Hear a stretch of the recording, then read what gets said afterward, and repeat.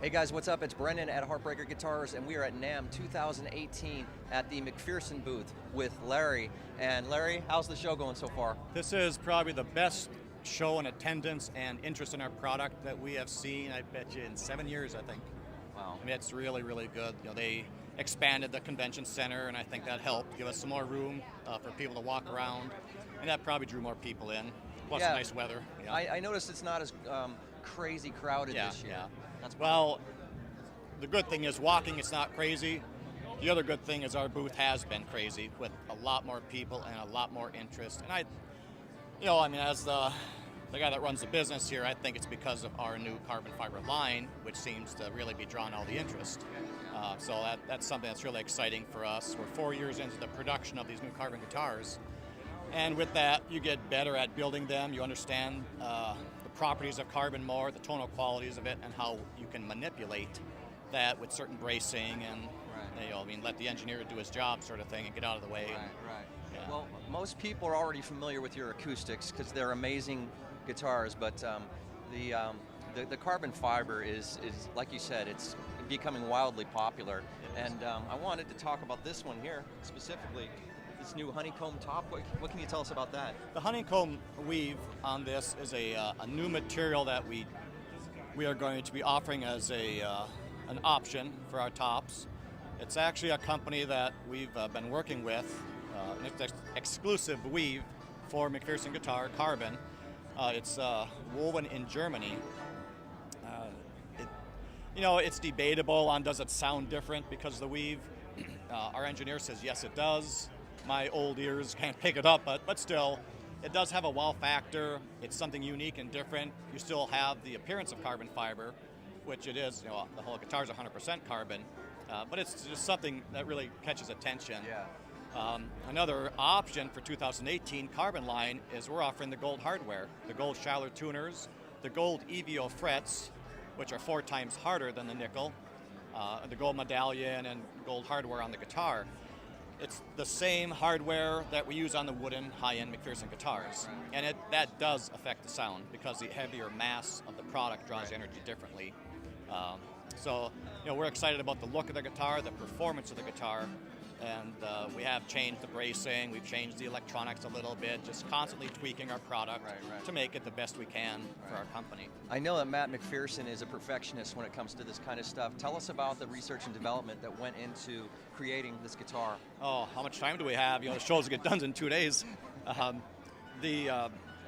known Matt for about 40 years now, and so I know sometimes it's best not to question what he does because at the end of the day, it's always better. He just has that mind of understanding materials and things like that. What we have done with the carbon compared to other carbon guitars is most other lines that I'm aware of, they lay them up the same as every other company. You have your male mold, you lay the sheets of carbon over the top, infuse epoxy into it, cut it. The negative part about that, because we have done the same thing in our prototypes, is there's inconsistency due to human nature of how do you cut the carbon because you have to cut slots to wrap around these corners. You can't take like a solid sheet. It's like wrapping a mattress sort of thing. So you have to cut little slivers, fold it, and if you have voids they're opened up, you're getting more epoxy into that area instead of the carbon. And of course, epoxy is not a resonating material, so that guitar will sound different. So what we chose to do is we get carbon pellets, and they're a short grain pellet, and then we put them in a hopper and they're melted at 400 degrees. So it's basically like a thermoplastic injection system, except for carbon fiber.